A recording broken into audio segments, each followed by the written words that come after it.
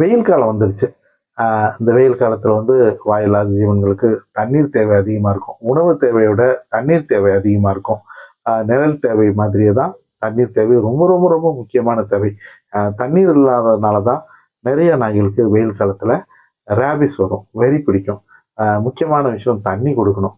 இப்போ நான் வலசரவாக்கத்தில் பாருங்களேன், இவ்வளோ இடம் ஒவ்வொரு இடமா நான் காட்டுறேன் பாருங்களேன்.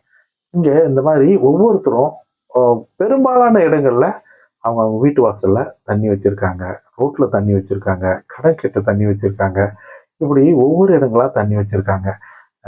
இப்போ இல்லாத இடங்கள்ல நானும் தண்ணி வைக்கிறதுக்கான முயற்சி பண்றேன்.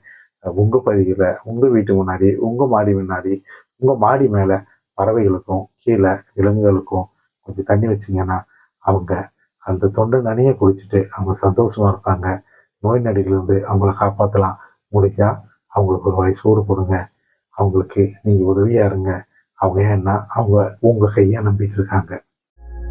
நீங்களும் உணவளிக்க உதவலாம். Please help us to feet.